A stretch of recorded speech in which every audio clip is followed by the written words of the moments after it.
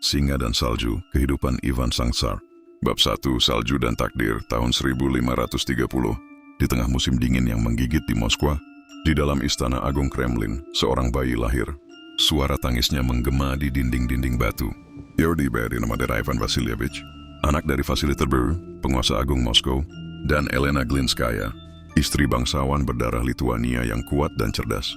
Namun, langit Rusia seakan tahu nasib kelam yang menanti anak ini. Sang ayah wafat saat Ivan baru berusia 3 tahun, dan tak lama setelah itu ibunya memegang tampuk kekuasaan sebagai wali. Tapi 2 tahun kemudian racun mengambil nyawanya. Ivan kecil kini yatim piatu, menjadi boneka politik para bangsawan boyar yang haus kuasa. Ia dibesarkan di istana, tetapi bukan sebagai pangeran, melainkan seperti tahanan, terkunci, diabaikan, ditakuti. Dalam kesendirian dan pengabaian Ivan membaca. Ia menyerap Alkitab dan sejarah Romawi, legenda pangeran-pangeran Kievan Rus, dan kisah-kisah kekaisaran Bizantium. Tetapi di balik tatapan tajam matanya, ada amarah yang menyala. Ia melihat bagaimana para boyar mempermainkan tahta, bagaimana kekuasaan tidak bersandar pada hak ilahi, melainkan pada kelicikan dan kekuatan. Pada suatu malam bersalju, saat usianya baru mencapai 13 tahun, Ivan memerintahkan anjing-anjing istana untuk memburu dan mencabik salah satu boyar yang paling kejam padanya. Itulah awal dari reputasinya.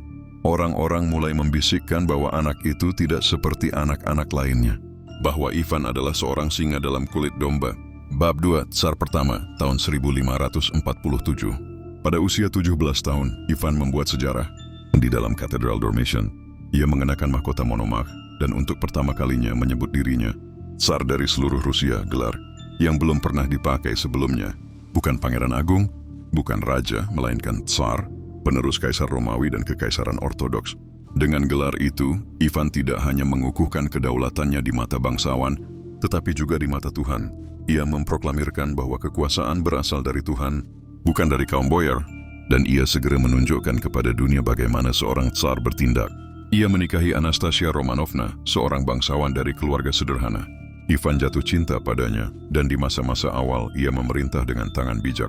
Ia membentuk dewan pilihan, memperbaiki hukum melalui Sudebnik, menciptakan Zemsky Sobor semacam parlemen rakyat pertama Rusia, dan mendirikan tentara profesional pertama Rusia, Streltsy.